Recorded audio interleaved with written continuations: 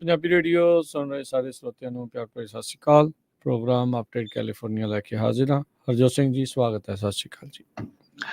ਸਤਿ ਸ਼੍ਰੀ ਅਕਾਲ, ਧੰਨਵਾਦ ਜੀ ਆਇਆਂ ਨੂੰ। ਪੰਜਾਬੀ ਰੇਡੀਓ ਯੂਐਸਏ ਦੇ ਜਿੰਨੇ ਵੀ ਸਰੋਤੇ ਸਾਡੇ ਸਾਰੇ ਹੀ AM ਸਟੇਸ਼ਨਸ, FM ਸਟੇਸ਼ਨਸ, ਘਰਾਂ ਦੇ ਵਿੱਚ ਰੇਡੀਓ ਸੈਟਸ ਦੇ ਰਾਹੀਂ, ਟੈਲੀਫੋਨ ਦੇ ਰਾਹੀਂ, ਫੇਸਬੁੱਕ, YouTube ਤੇ ਲਾਈਵ ਦੇਖ ਸੁਣ ਰਹੇ ਹੋ, ਸਾਰਿਆਂ ਨੂੰ ਜੀ ਆਇਆਂ ਨੂੰ ਤੇ ਬਹੁਤ ਹੀ ਪਿਆਰ ਤੇ ਸਤਿਕਾਰ ਭਰੀ ਸਤਿ ਸ਼੍ਰੀ ਅਕਾਲ। ਸਰੋਤਿਓ, ਅੱਜ ਮਈ ਦੀ 4 ਤਰੀਕ ਆ, ਦਿਨ ਵੀਰਵਾਰ ਆ। ਤੁਹਾਡੇ ਲਈ ਸ਼ਾਮ ਦਾ ਅਪਡੇਟ ਕੈਲੀਫੋਰਨੀਆ ਪ੍ਰੋਗਰਾਮ ਲੈ ਕੇ ਹਾਜ਼ਰ ਹੋਏ ਆ। ਸਾਡੇ ਅੱਜ ਦੇ ਪ੍ਰੋਗਰਾਮ ਨੂੰ ਸਪਾਂਸਰ ਕਰਦੇ ਨੇ ਖਾਲਸਾ ਇੰਸ਼ੋਰੈਂਸ ਏਜੰਸੀ।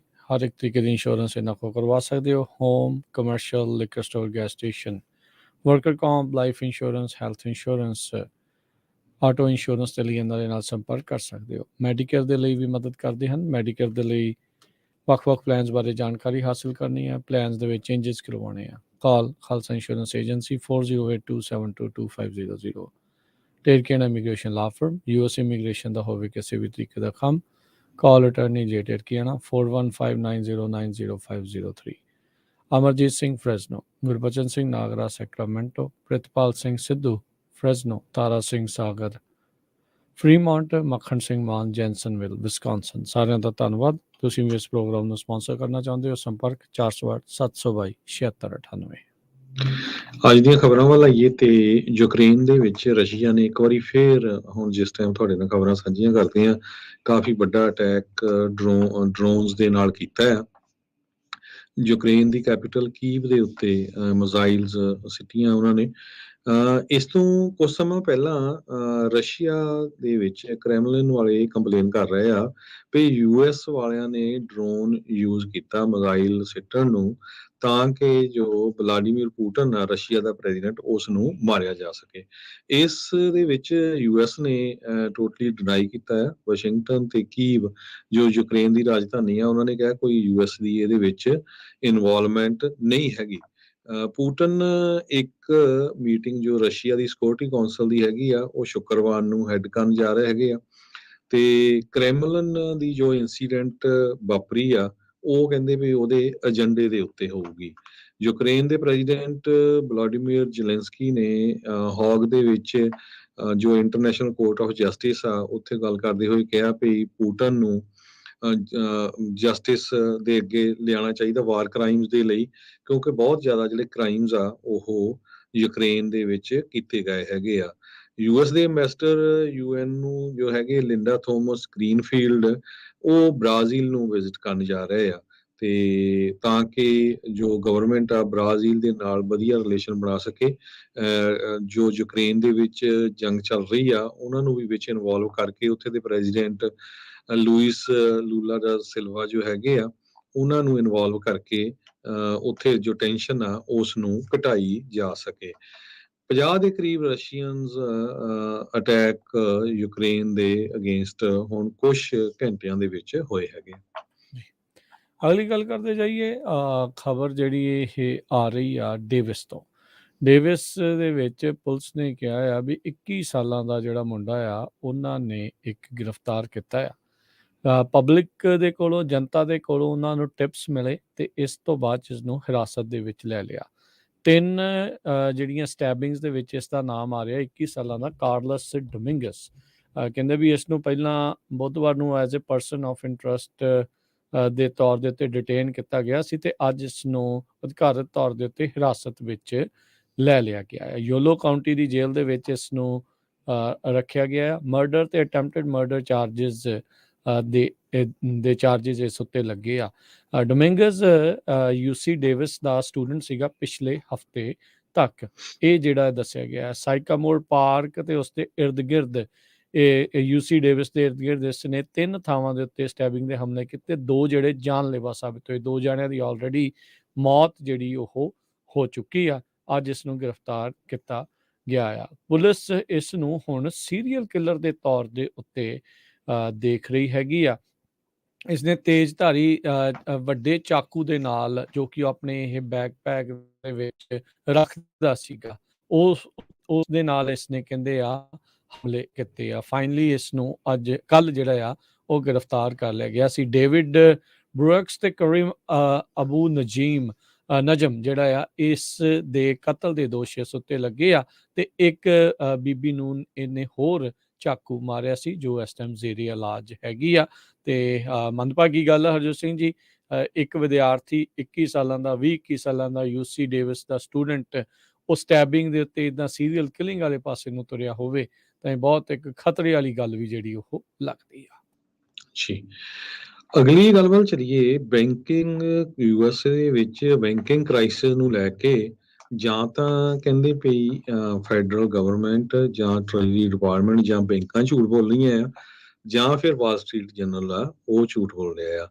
ਫੈਡ ਕਹਿ ਰਿਹਾ ਵੀ banks are fine, treasury department ਕਹਿ ਰਹੀ ਆ ਬੈਂਕਸ ਆਰ ਫਾਈਨ, ਬੈਂਕਾਂ ਕਹਿ ਰਹੀਆਂ ਵੀ ਵੀ ਆਰ ਫਾਈਨ, ਤੇ ਵਾਲ ਸਟਰੀਟ ਜਰਨਲ ਵਾਲੇ ਕਹਿੰਦੇ ਆ ਵੀ everybody is selling, banks are on fire. So ਇਹ ਜੋ ਸਿਚੁਏਸ਼ਨ ਚੱਲ ਰਹੀ ਆ, ਆਪਾਂ ਪਿਛਲੇ ਕੁਝ ਦਿਨਾਂ ਤੋਂ ਤੁਹਾਡੇ ਨਾਲ ਵੱਖ-ਵੱਖ USA ਦੀਆਂ ਜੋ ਬੈਂਕਾਂ ਆ ਉਹ ਇੱਕ ਤਰ੍ਹਾਂ ਦੇ ਨਾਲ ਕਲੈਪਸ ਕਰ ਗਈਆਂ। Silicon Valley bank, First Republic Bank, ਤੇ ਉਸ ਤੋਂ ਬਾਅਦ ਹੁਣ ਜਿਹੜੀ ਚੌਥੀ ਬੈਂਕ ਹੈਗੀ ਆ ਪੈਕ ਵੈਸਟ ਦਾ ਤੁਹਾਨੂੰ ਦੱਸਿਆ ਹੀ ਸੀ ਵੀ ਇਹਦੇ ਜਿਹੜੇ ਜੋ ਜਿੱਧਰ ਨੂੰ ਇਹਦਾ ਚੱਲ ਰਿਹਾ ਕੰਮ ਨਾ ਵੀ ਇਹਨਾਂ ਨੇ ਸਤਿ ਸ੍ਰੀ ਅਕਾਲ ਕਹਿ ਦੇਣੀ ਆ। ਸੋ ਉਹੀ ਗੱਲ ਅੱਜ ਹੋਈ ਹੈਗੀ ਆ। ਜੋ ਪੈਕ ਵੈਸਟ ਬੈਂਕ ਆ ਇਹ ਰੀਜਨਲ ਬੈਂਕ ਆ, ਇਹਨਾਂ ਦੇ ਸ਼ੇਅਰਸ ਅੱਜ 50% ਡਾਊਨ ਗਏ ਹੈਗੇ ਆ। ਸੋ US ਦੀਆਂ ਜੋ ਰੀਜਨਲ ਬੈਂਕਸ ਹੈਗੀਆਂ ਆ, ਕੱਲੀ ਪੈਕ ਵੈਸਟ ਨਹੀਂ ਹੋਰ ਵੀ ਉਹ ਡਾਊਨ ਜਾ ਰਹੀਆਂ ਹੈਗੀਆਂ। 2008 ਵਾਲੀ ਸਿਚੁਏਸ਼ਨ ਰੀਜਨਲ ਬੈਂਕਸ ਦੀ ਬਣਦੀ ਜਾ ਰਹੀ ਹੈਗੀ ਆ। ਸੋ ਇਹ ਸਾਰੇ ਕਾਸੇ ਦੇ ਵਿੱਚ ਹੁਣ ਪੈਕ ਵੈਸਟ ਬੈਂਕ ਜੋ ਆ ਕਿਉਂਕਿ ਉਹਨਾਂ ਨੇ ਬਹੁਤ ਜ਼ਿਆਦਾ ਜਿਹੜਾ ਉਹਨਾਂ ਦਾ ਸਟਾਕ ਡਾਊਨ ਚਲ ਗਿਆ। ਇੱਕ ਟਾਈਮ ਦੇ ਉੱਤੇ 120 ਸੀ, ਹੁਣ ਕਿੱਥੇ ਜਾ ਕੇ ਥੱਲੇ ਚਲ ਗਿਆ। ਤੇ ਕਹਿੰਦੇ ਵੀ ਅਸੀਂ ਕਿਸੇ ਦੇ ਵਿੱਚ ਮਰਜ ਹੋਣ ਲਈ ਤਿਆਰ ਹਾਂ। ਪਹਿਲੀਆਂ 3 ਬੈਂਕਾਂ ਤੁਹਾਨੂੰ ਯਾਦ ਹੋਊਗਾ ਉਹ ਆਲਰੇਡੀ ਮਰਜ ਹੋ ਗਈਆਂ। JP ਮੋਰਗਨ ਨੇ ਵੀ ਖਰੀਦ ਲਈ ਬੈਂਕ। ਸੋ ਹੁਣ ਇੰਟਰਸਟ ਰੇਟ ਫੇਰ ਕੁਆਟਰ ਬੇਸਿਸ ਪੁਆਇੰਟ ਵਧਿਆ ਆ। ਬੈਂਕਾਂ ਕਹਿ ਰਹੀਆਂ ਵੀ ਜਿੰਨਾ ਇੰਟਰਸਟ ਰੇਟ ਵੱਧ ਰਿਹਾ ਆ ਉਹ ਸਾਡੇ ਲਈ ਫਾਇਦਾ ਨਹੀਂ ਹੈਗਾ, ਪਰ ਦੂਸਰੇ ਪਾਸੇ ਜਿਹੜੀ ਇਨਫਲੇਸ਼ਨ ਆ ਉਹ ਘਟ ਨਹੀਂ ਰਹੀ। ਸੋ ਚੌਥੀ ਬੈਂਕ ਅਮਰੀਕਾ ਦੀ ਜੋ ਪੈਕ ਵੈਸਟ ਬੈਂਕ ਹੈਗੀ ਆ ਉਹ ਵੀ ਹੁਣ ਫੋਰ ਸੇਲ ਲੱਗੀ ਹੋਈ ਹੈਗੀ ਆ। ਜੀ ਬਿਲਕੁਲ, ਕਾਫੀ ਇਹਨਾਂ ਦੇ ਸ਼ੇਅਰ ਡਿੱਗੇ ਆ। ਐਟਲਸ ਦੇ ਕੋਲੋਂ ਇਹਨਾਂ ਨੇ $1.4 ਬਿਲੀਅਨ ਕੈਸ਼ ਸਿਕਿਉਰ ਕਰ ਲਿਆ ਆ। ਆਪਣੇ ਨਿਵੇਸ਼ਕਾਂ ਨੂੰ ਭਰੋਸਾ ਜਿਹੜਾ ਉਹ ਦਵਾ ਰਹੇ ਆ, ਪਰ ਬੈਂਕ ਰਨਸ ਵੱਡੇ ਤੌਰ ਦੇ ਉੱਤੇ ਚੱਲ ਰਹੀਆਂ ਆ। ਇਹਦੇ ਵਿੱਚ ਹੁਣ ਕੋਈ ਹੋਰ ਕਹਿ ਲਓ ਵੀ ਲੁਕੀ ਛਿਪੀ ਗੱਲ ਨਹੀਂ ਰਹਿ ਗਈ। ਵੈਸਟਰਨ ਅਲਾਇੰਸ ਨੇ ਉੱਦਾਂ ਇਸ ਰਿਪੋਰਟ ਨੂੰ ਡਿਨਾਈ ਕੀਤਾ ਆ ਵੀ ਉਹ ਸੇਲ ਦੇ ਲਈ ਜਿਹੜੇ ਲੱਗੇ ਨੇ, ਪਰ ਕ੍ਰਾਈਸਿਸ ਇਸ ਟਾਈਮ ਆਪਣੇ ਸਾਹਮਣੇ ਚੱਲ ਰਿਹਾ ਆ। 2007-8 ਦਾ ਜਿਹੜਾ ਰਿਸੈਸ਼ਨ ਆਇਆ ਸੀ ਉਸ ਤੋਂ ਪਹਿਲਾਂ ਧੜਾ ਧੜ ਦਰਜਨਾਂ ਤੋਂ ਸੈਂਕੜਿਆਂ ਦੀ ਸੰਖਿਆ ਦੇ ਵਿੱਚ ਬੈਂਕਾਂ ਜਿਹੜੀਆਂ ਉਹ ਫੇਲ ਹੋਈਆਂ ਸੀ। ਹੁਣ ਇਹ 3-4 ਬੈਂਕਾਂ ਹੀ ਹੋਈਆਂ, ਪਰ ਇਹਨਾਂ ਦੇ ਆંકੜੇ ਵੀ ਚੰਗੇ ਵੱਡੇ ਆ। Billions of dollar, 200 billion dollar ਵਾਲੀ ਬੈਂਕ ਵੀ ਫੇਲ ਹੋ ਚੁੱਕੀ ਆ, ਸਿਲੀਕਨ ਵੈਲੀ ਬੈਂਕ। ਤੇ ਹੁਣ ਤਾਂ ਹਰਜੋਤ ਸਿੰਘ ਜੀ ਇੱਦਾਂ ਲੱਗਦਾ ਵੀ ਵੀਕ ਦੇ ਐਂਡ ਤੇ ਜਾਂਦੇ ਆ ਕਿਤੇ ਹੋਰ ਕਿਸੇ ਦਾ ਨੰਬਰ ਨਾ ਆ ਜਾਵੇ। ਲੋਕਾਂ ਨੂੰ ਇਸ ਟਾਈਮ ਡਰ ਪਿਆ ਵੀ ਸਵੇਰੇ ਉੱਠੀਏ ਤੇ ਕਿਤੇ ਸਾਡੀ ਬੈਂਕ ਦੇ ਵਿੱਚ ਪੈਸੇ ਪਏ ਹੋਣਗੇ ਕਿ ਨਹੀਂ ਹੋਣਗੇ, ਇਹ ਡਰ ਬਣਿਆ ਪਿਆ। FDIC ਇੰਸ਼ੋਰਡ ਨੇ ਓਨਲੀ $2.5 ਲੱਖ ਤੱਕ। ਇਹ ਵੀ ਜਿਹੜਾ ਆਪਾਂ ਸਾਰਿਆਂ ਨੂੰ ਧਿਆਨ ਰੱਖਣ ਦੀ ਇਹ ਜ਼ਰੂਰਤ ਆ। ਵੱਡੀਆਂ ਬੈਂਕਾਂ ਜਿਹੜੀਆਂ ਨੈਸ਼ਨਲ ਬੈਂਕਸ ਆ ਉਹਨਾਂ ਦੀ ਚਾਂਦੀ ਹੋਈ ਪਈ ਆ। ਉਹ ਅਜਿਹੀਆਂ ਬੈਂਕਾਂ ਨੂੰ ਹੁਣ ਸਸਤੇ ਭਾਅ ਦੇ ਉੱਤੇ ਖਰੀਦਣ ਵਿੱਚ ਧੜਾ ਧੜ ਅੱਗੇ ਵੱਧ ਰਹੀਆਂ ਆ। ਰੀਸੈਂਟਲੀ ਆਪਾਂ ਦੇਖਿਆ ਥੋੜ੍ਹੇ ਦਿਨ ਪਹਿਲਾਂ ਚੇਜ਼ ਬੈਂਕ ਨੇ, JP ਮੋਰਗਨ ਚੇਜ਼ ਬੈਂਕ ਨੇ ਇੱਕ ਹੋਰ ਬੈਂਕ $10 ਬਿਲੀਅਨ ਦੇ ਵਿੱਚ ਖਰੀਦ ਲਈ ਸੀਗੀ ਜਿਹੜੀ ਫੇਲ ਹੋਈ ਸੀਗੀ, ਫਸਟ ਰਿਪਬਲਿਕ ਬੈਂਕ। ਸੋ ਇਹ ਹੁਣ ਪੈਕ ਵੈਸਟਰਨ ਅਲਾਇੰਸ ਦਾ ਨਾਮ ਆ ਰਿਹਾ ਹੈ। ਕੈਲੀਫੋਰਨੀਆ ਦੀ Silicon Valley Bank, Signature Bank, First Republic Bank ਤੇ ਨਾਓ ਪੈਕ ਵੈਸਟ ਬੈਂਕ ਜੋ ਆ ਉਹਦਾ ਜਿਹੜਾ ਭੋਗ ਪੈਣ ਵਾਲਾ ਹੋ ਗਿਆ ਹੈਗਾ। $33 ਬਿਲੀਅਨ ਸੀਗੇ ਜਿਹੜੇ ਹਰਜੋਤ ਸਿੰਘ ਜੀ ਵੀਕਐਂਡ ਦੇ ਉੱਤੇ, ਤੇ ਇਹਨਾਂ ਦੇ ਡਿਪੋਜ਼ਿਟ ਘਟ ਕੇ ਹੁਣ 27 ਬਿਲੀਅਨ ਦੇ ਉੱਤੇ ਰਹਿ ਗਏ ਆ। ਲੋਕਾਂ ਨੇ ਦਾ ਮਤਲਬ ਇਸ ਦੇ ਵਿੱਚੋਂ ਵੀ ਡਾਲਰ ਕਢਾਉਣੇ ਸ਼ੁਰੂ ਕਰ। ਪ੍ਰੋਬਲਮ ਕੀ ਹੈ ਨਾ, ਜਿਹੜੀਆਂ ਕੰਪਨੀਆਂ ਆ ਉਹਨਾਂ ਦੇ ਪੈਸੇ ਜਿਹੜੀਆਂ ਇਹਨਾਂ ਬੈਂਕਾਂ ਦੇ ਵਿੱਚ ਆ, ਸੋ ਉਹਨਾਂ ਦੇ ਤਾਂ 2.5 ਲੱਖ ਥੋੜਾ ਹੁੰਦੇ, ਉਹਨਾਂ ਦੇ ਤਾਂ ਬਿਲੀਅਨਸ ਆਫ ਡਾਲਰ ਹੁੰਦੇ ਆ। ਸੋ ਜੇ FDIC ਕਹਿੰਦੇ ਵੀ ਅਸੀਂ ਸਿਰਫ 2.5 ਲੱਖ ਹੀ ਕਰਾਂਗੇ ਕਵਰ, ਤੇ ਉਹ ਤੋਂ ਬਾਅਦ ਫਿਰ ਤਾਂ ਲੂਜ਼ ਕਰ ਜਾਊਗੇ। ਇਸੇ ਕਰਕੇ ਜੋ ਕੰਪਨੀਆਂ ਆ ਉਹ ਧੜਾ ਧੜ ਇਹ ਛੋਟੀਆਂ ਰੀਜਨਲ ਬੈਂਕਸ ਚੋਂ ਆਪਣੇ ਪੈਸੇ ਕਢਾ ਰਹੀਆਂ ਆ ਤੇ ਵੱਡੀਆਂ ਬੈਂਕਾਂ 'ਚ ਪਾ ਰਹੀਆਂ ਹੈਗੀਆਂ ਆ। ਮਾਈਕਰੋ ਇਕਨੋਮਿਕਸ ਦੇ ਲਈ ਇਹ ਬਹੁਤ ਮਾੜੀ ਗੱਲ ਆ। ਰੀਜਨਲ ਬੈਂਕਸ ਦਾ ਜਿਹੜਾ ਉਹ ਫੇਲ ਹੋਣਾ ਇਹ ਇੱਕ ਖਤਰੇ ਵਾਲੀ ਗੱਲ ਆ। ਵੱਡੀਆਂ ਬੈਂਕਾਂ ਮਤਲਬ ਥੋੜ੍ਹੇ ਬੈਂਕ, ਥੋੜ੍ਹੇ ਬੈਂਕਾਂ ਦਾ ਮਤਲਬ ਉਹਨਾਂ ਦੀ ਮੋਨੋਪੋਲੀਜ਼, ਮਨਮਰਜ਼ੀ ਦੇ ਜਿਹੜੇ ਚਾਰजेस, ਘੱਟ ਇੰਟਰਸਟ ਰੇਟ, ਘੱਟ ਇੰਟਰਸਟ ਜਿਹੜਾ ਤੁਹਾਨੂੰ ਤੁਹਾਡੇ ਸੇਵਿੰਗਸ ਦੇ ਵਿੱਚ ਜਾਂ ਹੋਰ ਅਕਾਊਂਟਸ ਦੇ ਵਿੱਚ ਮਿਲਣਾ, ਤੇ ਹਾਇਰ ਇੰਟਰਸਟ ਰੇਟ ਕਿਉਂਕਿ ਉਹਨਾਂ ਦਾ ਓਵਰਹੈਡ ਵੀ ਜਿਹੜਾ ਉਹ ਜ਼ਿਆਦਾ ਹੁੰਦਾ ਹੈ। ਸੋ ਡੇਂਜਰਸ ਵਾਟਰਸ ਦੇ ਵਿੱਚੋਂ ਇਸ ਟਾਈਮ ਅਮਰੀਕਾ ਖਾਸ ਕਰਕੇ ਬੈਂਕਿੰਗ ਖੇਤਰ ਨੂੰ ਲੈ ਕੇ ਲੰਘ ਰਿਹਾ। ਪਰ ਹੋਪਫੁਲੀ ਜਿੱਦਾਂ ਸਰਕਾਰਾਂ ਕਹਿ ਰਹੀਆਂ ਉਹ ਕਹਿ ਰਹੇ ਆ ਵੀ ਅਸਲ ਦੇ ਵਿੱਚ ਵੀ ਇਹ ਮਜ਼ਬੂਤੀ ਰਵੇ ਤੇ ਸੁਰੱਖਿਅਤ ਰਹਿਣ। ਅਸੀਂ ਫੇਲ ਹੁੰਦਾ ਕੋਈ ਨਹੀਂ ਜਿਹੜਾ ਇਸ ਨੂੰ ਦੇਖਣਾ ਚਾਹੁੰਦਾ ਜੀ। ਸੋ ਅਗਲੀ ਖਬਰ ਵੱਲ ਚਲੀਏ। ਵਾਈਟ ਹਾਊਸ ਤੋਂ ਖਬਰ ਇਹ ਆ ਰਹੀ ਆ, ਕਹਿੰਦੇ ਵੀ ਜੇ ਡੈਫਟ ਸੀਲਿੰਗ ਵਾਲਾ ਕ੍ਰਾਈਸਿਸ ਨਾ ਟਲਿਆ ਤਾਂ ਇਹ ਇੱਕ ਗ੍ਰੇਟ ਰਿਸੈਸ਼ਨ ਆ ਸਕਦਾ ਹੈਗਾ। ਸੋ ਇਹ ਵਾਈਟ ਹਾਊਸ ਨੇ ਅੱਜ ਸਟੇਟਮੈਂਟ ਜਾਰੀ ਕੀਤੀ ਹੈਗੀ ਆ। US ਕੈਸ਼ ਮਨੀ ਤੋਂ ਰਨ ਆਊਟ ਕਰ ਜਾਊਗਾ ਜੂਨ 1 ਨੂੰ ਜੇ ਡੈਫਟ ਸੀਲਿੰਗ ਨੂੰ ਇਨਕਰੀਜ਼ ਨਹੀਂ ਕੀਤਾ ਜਾਂਦਾ ਹੈਗਾ। ਸੋ ਜੋ ਰਿਪਬਲਿਕਨਸ ਨੇ ਆਪਣਾ ਆਲਰੇਡੀ ਏਜੰਡਾ ਆ ਉਹ ਤਾਂ ਦੱਸਿਆ ਹੀ ਸੀ, ਤੇ ਉਹਨਾਂ ਦੀ ਜਿਹੜੀ ਮੀਟਿੰਗ ਆ ਉਹ ਵੀ ਹੋਣ ਜਾ ਰਹੀ ਹੈਗੀ ਆ ਪ੍ਰੈਜ਼ੀਡੈਂਟ ਦੇ ਨਾਲ। ਹੋਪਫੁਲੀ ਉਹਦੇ ਵਿੱਚੋਂ ਕੁਛ ਨਾ ਕੁਛ ਨਿਕਲ ਆਊਗਾ। ਪਰ ਜੋ ਅਮਰੀਕਨ ਲੋਕ ਆ ਉਹ ਵੀ ਸਾਰੇ ਘਬਰਾਏ ਹੋਏ ਆ ਵੀ ਕਿਤੇ ਉਹੀ ਨਾ ਗੱਲ ਹੋਵੇ ਵੀ ਡੈਫਟ ਸੀਲਿੰਗ ਇਨਕਰੀਜ਼ ਨਾ ਹੋਵੇ ਤੇ ਮੁੜ ਕੇ ਸਾਰਿਆਂ ਦੀਆਂ ਜੋ ਪੇਮੈਂਟਸ ਹੈਗੀਆਂ ਆ ਉਹ ਬੰਦ ਹੋ ਜਾਣ, ਡਿਫਾਲਟ ਕਰ ਜਾਏ। ਵੈਸੇ ਅੱਜ ਤੱਕ ਕਦੇ ਇਦਾਂ ਹੋਇਆ ਤਾਂ ਨਹੀਂ, ਪਰ ਯੂ ਨੈਵਰ ਨੋ ਜਿਸ ਹਿਸਾਬ ਦੇ ਨਾਲ ਅਮਰੀਕਨ ਲੋਕ ਤਾਂ ਡਿਵਾਈਡਡ ਹੈਗੇ ਆ ਤੇ ਅਮਰੀਕਨ ਪੋਲੀਟੀਸ਼ੀਅਨ ਵੀ ਟੋਟਲੀ ਜਿਹੜੇ ਡਿਵਾਈਡਡ ਹੈਗੇ ਆ। ਰਿਪਬਲਿਕਨਸ ਨੇ ਇਸ ਦੀ ਆੜ ਦੇ ਵਿੱਚ ਇਹ ਕੀਤਾ ਵੀ ਜਿਹੜੇ ਵੈਟ ਤੇ ਹੋਰ ਪ੍ਰੋਗਰਾਮ ਆ ਵੈਟਰਨ ਕੇਅਰ ਦੇ, ਉਹਨਾਂ ਦੇ ਵਿੱਚੋਂ ਰਾਸ਼ੀ ਦੀ ਕਟੌਤੀ ਦੀ ਮੰਗ ਕੀਤੀ। ਉਹ ਵਾਲਾ ਬਿੱਲ ਇਹਨਾਂ ਨੇ ਪਾਸ ਕੀਤਾ। ਡੈਮੋਕ੍ਰੇਟਸ ਉਹਨਾਂ ਨੂੰ ਉਸ ਦੇ ਉੱਤੇ ਘੇਰ ਰਹੇ ਆ। ਨਾਲ ਹੀ ਰਿਪਬਲਿਕਨ ਕਹਿ ਰਹੇ ਆ ਵੀ ਭਾਈ ਜਿਹੜੀ ਸਪੈਂਡਿੰਗ ਹੈ ਇਸ ਨੂੰ ਤਾਂ ਕਿਸੇ ਨਾ ਕਿਸੇ ਪਾਸੇ ਕੱਟ ਜਿਹੜੇ ਉਹ ਲਾਉਣੇ ਪੈਣੇ ਆ। ਬੇਹਿਸਾਬਾ ਸਪੈਂਡਿੰਗ ਲਗਾਤਾਰ ਜਿਹੜੀ ਉਹ ਵੱਧ ਰਹੀ ਆ। ਦੋਨੋਂ ਧਿਰਾਂ ਆਪਸ ਦੇ ਵਿੱਚ ਕੋਈ ਸਮਝੌਤਾ ਕਰਨਗੀਆਂ ਜਾਂ ਨਹੀਂ ਕਰਨਗੀਆਂ, ਇਹ ਤਾਂ ਹੁਣ ਜਿਹੜਾ ਉਹ ਦੇਖਣਾ ਪਊਗਾ। ਪਰ ਦਿਨ ਕੋਈ ਜ਼ਿਆਦਾ ਦੂਰ ਜਿਹੜੇ ਉਹ ਨਹੀਂ ਰਹਿ ਗਏ। 3 ਹਫ਼ਤੇ ਦਾ ਵਕਤ ਜਿਹੜਾ ਆ, 3-4 ਹਫ਼ਤੇ ਦਾ ਵਕਤ ਰਹਿ ਗਿਆ ਆ ਵੀ ਡੈਟ ਸੀਲਿੰਗ ਦਾ ਮਸਲਾ ਸੁਲਝਾਇਆ ਜਾਂਦਾ ਹੈ ਕਿ ਨਹੀਂ। ਡੈਮੋਕ੍ਰੇਟਸ ਚਾਹੇ ਟਰੰਪ ਹੁਣਾਂ ਦੇ ਕੱਟੜ ਵਿਰੋਧੀ ਰਹੇ, ਪਰ ਉਹਨਾਂ ਨੇ 4 ਸਾਲਾਂ 'ਚ ਕਿਸੇ ਵੀ ਮੌਕੇ ਅਜਿਹਾ ਉਹ ਆਪ ਕਹਿੰਦੇ ਆ ਵੀ ਅਸੀਂ ਅਜਿਹਾ ਜਿਹੜਾ ਉਹ ਨਹੀਂ ਕੀਤਾ ਵੀ ਡੈਟ ਸੀਲਿੰਗ ਨੂੰ ਜਿਹੜੀ ਕੋਈ ਪ੍ਰੋਬਲਮ ਆਵੇ। 4 ਸਾਲ ਲਗਾਤਾਰ ਜਿਹੜੀ ਡੈਟ ਸੀਲਿੰਗ ਉਹ ਵਧਾਉਂਦੇ ਰਹੇ।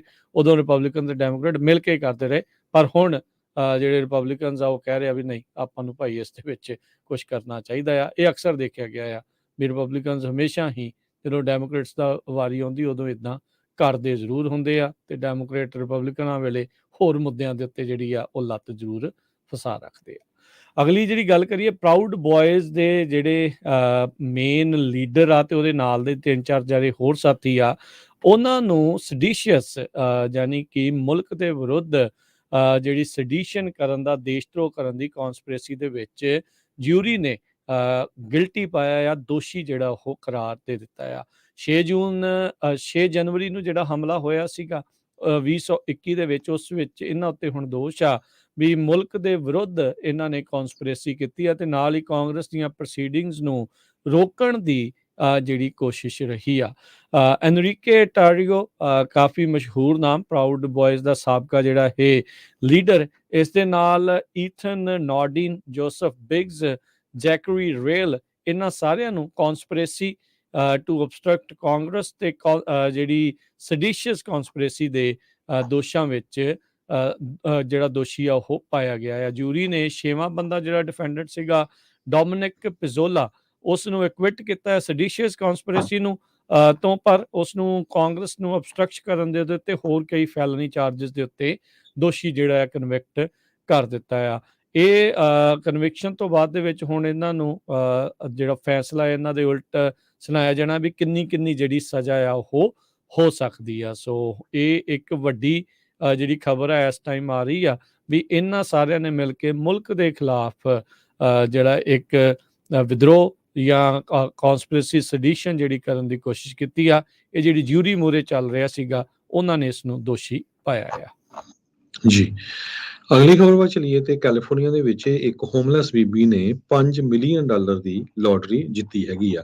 ਸੋ ਇਹ ਹਾਲਾਂਕਿ ਉਹ ਕਹਿੰਦੀ ਆ ਵੀ ਮੈਂ 2017 ਤੋਂ ਹੋਮਲੈਸ ਆ, ਵੀ ਕੋਈ ਵੀ ਬੰਦਾ ਜਿਹੜਾ ਹੋਮਲੈਸ ਨਹੀਂ ਬਣਨਾ ਚਾਹੀਦਾ, ਮੇਰੀ ਸਿਚੁਏਸ਼ਨ ਉੱਦਾਂ ਦੀ ਬਣ ਗਈ। ਤੇ ਉਸਨੇ ਸਕ੍ਰੈਚਰ ਟਿਕਟ ਵਾਲਮਾਰਟ ਚੋਂ ਕੰਟਰਾ ਕੋਸਟਾ ਕਾਉਂਟੀ ਚ ਉੱਥੋਂ ਖਰੀਦੀ ਸੀ। ਤੇ ਉਹ ਤੋਂ ਬਾਅਦ ਆਇਲ ਚੇਂਜ ਕਰਨ ਗਈ ਉਹ ਆਪਣੀ ਕਾਰ ਦੀ, ਤੇ ਬਾਅਦ ਦੇ ਵਿੱਚ ਉਹਨੂੰ ਪਤਾ ਲੱਗਾ ਵੀ ਜਿਹੜੀ ਉਹਦੀ ਟਿਕਟ ਆ ਉਹ $5 ਮਿਲੀਅਨ ਜਿੱਤ ਗਈ ਹੈਗੀ ਆ। ਸੋ ਫੋਰਸੇਥ ਨਾਮ ਦੀ ਇਹ ਬੀਬੀ ਉਹ ਕਹਿੰਦੀ ਆ ਵੀ ਹੁਣ ਮੈਂ ਵਿਆਹ ਵੀ ਕਰਾਉਂਗੀ ਤੇ ਮੈਂ ਇੱਕ ਐਸੋਸੀਏਟ ਡਿਗਰੀ ਕਾਲਜ ਤੋਂ ਉਹ ਵੀ ਲਵਾਂਗੀ ਤੇ ਘਰ ਵੀ ਜਿਹੜੀ ਆ ਇਸ ਮਨੀ ਦੇ ਨਾਲ ਖਰੀਦੂੰਗੀ। ਸੋ 6 ਸਾਲਾਂ ਬਾਅਦ ਕਹਿੰਦੀ ਵੀ ਮੇਰੀ ਜਿਹੜੀ ਕਿਸਮਤ ਆ ਉਹ ਬਦਲ ਗਈ ਹੈਗੀ ਆ।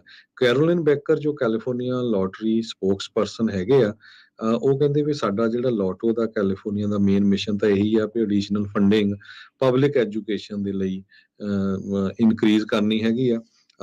ਤੇ ਪਰ ਇਹਦੇ ਵਿੱਚ ਬਹੁਤ ਸਾਰੀਆਂ ਜਿਹੜੀਆਂ ਸਕਸੈਸ ਸਟੋਰੀਜ਼ ਵੀ ਨਿਕਲਦੀਆਂ, ਜਿਸ ਤਰ੍ਹਾਂ ਇਸ ਬੀਬੀ ਦੀ ਨਿਕਲੀ ਹੈਗੀ ਆ।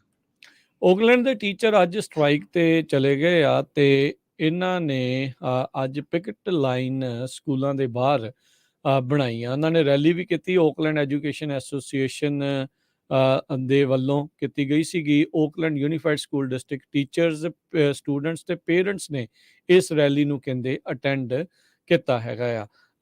ਕੈਂਪਸ ਦੇ ਵਿੱਚ ਨਿਆਣਿਆਂ ਨੂੰ ਸੁਪਰਵਾਈਜ਼ ਕੀਤਾ ਜਾਊਗਾ, ਇਹ ਡਿਸਟ੍ਰਿਕਟ ਨੇ, ਓਕਲੈਂਡ ਸਕੂਲ ਡਿਸਟ੍ਰਿਕਟ ਨੇ ਆਖਿਆ ਹੈਗਾ ਆ। ਸੋ ਕਹਿੰਦੇ ਵੀ ਸਕੂਲ ਅਜੇ ਵੀ ਓਪਨ ਨੇ, ਪਰ ਫਾਰਮੈਟ ਨੂੰ ਉਹਨਾਂ ਨੇ ਮੋਡੀਫਾਈ ਕੀਤਾ ਹੈ, ਕਿੱਦਾਂ ਨਿਆਣਿਆਂ ਨੂੰ ਪੜ੍ਹਾਇਆ ਜਾਣਾ ਆ। ਫੇਅਰ ਕੰਟਰੈਕਟ ਦੇ ਲਈ ਇਹ ਟੀਚਰ ਆ ਇੱਕ ਵਾਰੀ ਫੇਰ ਸਟ੍ਰਾਈਕ ਦੇ ਉੱਤੇ ਗਏ ਨੇ।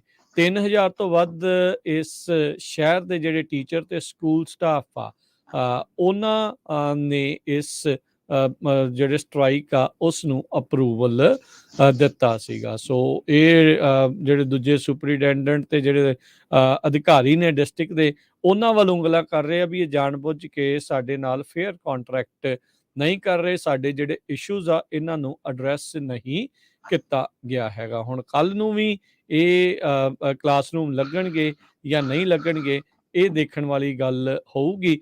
ਤੇ ਪਰ ਇਨਫੈਕਟ ਇਹ ਮਨ ਇਹਨਾਂ ਨੇ ਬਣਾਇਆ ਆ ਵੀ ਕੱਲ ਸ਼ੁੱਕਰਵਾਰ ਨੂੰ ਵੀ ਇਹਨਾਂ ਨੇ ਪਿਕਟਿੰਗ ਕਰਨੀ ਹੈ, ਯਾਨੀ ਕਿ ਸਟ੍ਰਾਈਕ ਚੱਲਦੀ ਰਹੂਗੀ ਜਿੰਨੀ ਦੇਰ ਤੱਕ ਯੂਨੀਅਨ ਦੇ ਰਿਪਰੈਜ਼ੈਂਟੇਟਿਵ ਤੇ ਓਕਲੈਂਡ ਯੂਨੀਫਾਈਡ ਸਕੂਲ ਡਿਸਟ੍ਰਿਕਟ ਦੇ ਅਧਿਕਾਰੀ ਆਪਸ ਦੇ ਵਿੱਚ ਇੱਕ ਡੀਲ ਦੇ ਉੱਤੇ ਨਹੀਂ ਪਹੁੰਚ ਜਾਂਦੇ।